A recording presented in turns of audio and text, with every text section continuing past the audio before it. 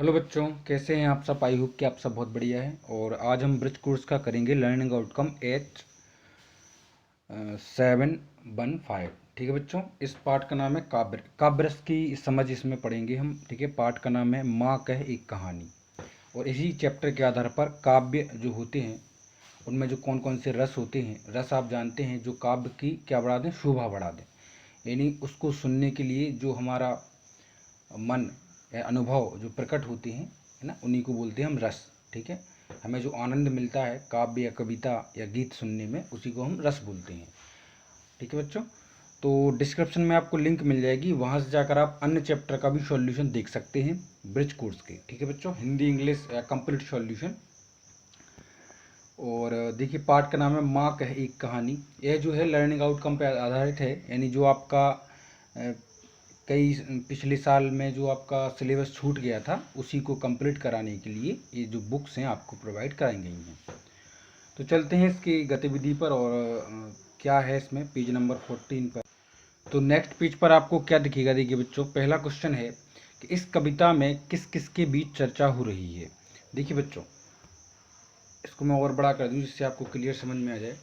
तो इस कविता में किस किस के बीच चर्चा हो रही है, तो इसका आंसर हो जाएगा कि इस कविता में माता और पुत्र के बीच चर्चा हो रही है। दूसरा क्वेश्चन आपसे पूछा गया है कि माँ के बेटे के प्रति किस भाव को प्रदर्शित किया गया है। तो देखो बच्चों, माँ की बेटी के प्रति वात्सल्य भाव को प्रदर्शित किया गया है। और वात्सल्य भाव एक रस भी है। ठीक है, वात्सल्य रस। जब भी कोई माँ या कोई भी प्रेम या ममता प्रकट होती है बच्चे के प्रति, तो वहाँ पर वात्सल्य भाव होता है। बच्चे प्रायः किन किन की कहानी सुनने का आग्रह करते हैं। तो बच्चे प्रायः माता पिता दादी नानी से कहानी सुनने का आग्रह करते हैं। आप भी जरूर सुनते होंगे। हंस को आहत होकर गिरता देख। तो हंस को आहत होकर गिरता देखकर किस प्रकार के भाव का उदय होता है। तो देखो बच्चों, हंस को आहत, आहत मतलब चोटिल, तो चोटिल होकर गिरता देखकर करुण भाव का उदय होता है। करुण भाव मतलब कि दया भावना वाला।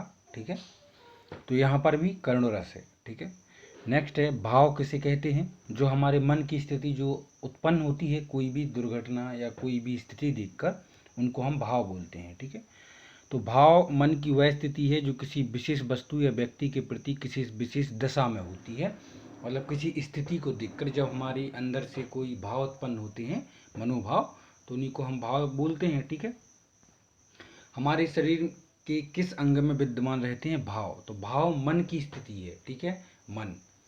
भाव का संबंध काव्य के किस अंग से है। तो भाव का संबंध काव्य के सौंदर्य रस से है। ठीक है बच्चों, किस रस से, सौंदर्य रस से। और नेक्स्ट पेज पर जो है आपको भाव की डेफिनेशन भी दी गई है कि भाव किसे कहते हैं। देखो बच्चों, भाव आनंद है, मानव मन आनंद का सागर है। भाव मन की वह स्थिति है जो किसी विशेष वस्तु या व्यक्ति के प्रति विशेष दिशा में होती है। अब देखिए, 4 प्रकार के भाव होते हैं। कौन कौन से हैं। स्थायी भाव, विभाव भाव, संचारी भाव और अनुभाव। ठीक है, अब वर्कशीट नंबर पहले पर चलते हैं। तो यहाँ पर आपको एक पद दिया गया है कि मैया मोरी मोही माखन खावे, जो मेवा पकवान कहत तू मोही नहीं रुचि आवे। मतलब मुझे तो माखन खाना है और जो आपने पकवान पकाए हैं वो मुझे अच्छे नहीं लग रहे हैं।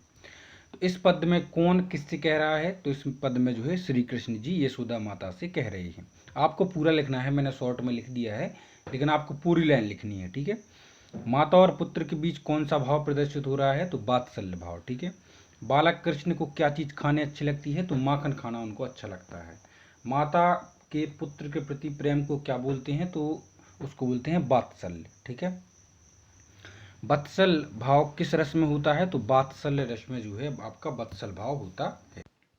और इसके बाद नेक्स्ट पेज पर है आपका मूल्यांकन नंबर 4, वर्कशीट नंबर 3, काव्य रस में और उसके स्थायी भाव पढ़िए। देखो बच्चों, रस यहाँ दिए गए हैं आपके। श्रृंगार जो रस है वह होता है रति। ठीक है, उसका स्थायी भाव है रति। हास्य रस मतलब जहाँ पर हंसी की बात हो तो वहाँ पर हास्य रस होता है। जहाँ पर शोक की भाव हो, है ना, दुख की, तो वहाँ करुण रस होता है। जहाँ क्रोध, है ना, गुस्सा का भाव हो, तो वहाँ पर रौद्र रस होता है। तो इस तरह से आप ये रस हैं उनकी। अब प्रश्नों के उत्तर लिखिए। तो देखो बच्चों, निम्नलिखित उदाहरणों में उनके बीच उसके नीचे रस और स्थायी भाव लिखना है।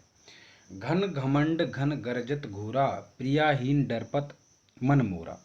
दामिनी दमक रही घन याही, खल की प्रीति जथा थिर नाही। रस है इसमें भयानक रस, और स्थायी भाव है भय। भयानक रस का स्थायी भाव जिससे आपने ऊपर देखा कि भय होता है डर। शोक बिकल सब रोवहि रानी, रूपशील गुण तेज बखानी। करहि बिलाप अनेक प्रकारा, परहि भूमि तल बारहि बारा। यानी इसमें करुण रस है और इसका स्थायी भाव है शोक। ठीक है। एक ओर अजगर ही जसी, एक ओर मृगराय। बिकट बटोही बीच ही, परयो मूर्छा खाए। तो इसमें भयानक रस है और इसका स्थायी भाव है भय यानी डर।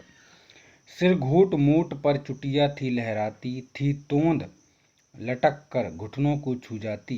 जब मटक मटक कर चले हंसी भी भारी, हो गए देख कर लूटपूट नर नारी। इसमें जो है हास्यरस है और इसका स्थायी भाव है हास्य।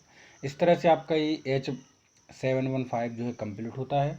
मिलते हैं आपसे जल्दी ही नेक्स्ट वीडियो में, तब तक के लिए टेक केयर। वीडियो को लाइक और चैनल सब्सक्राइब जरूर कर दें।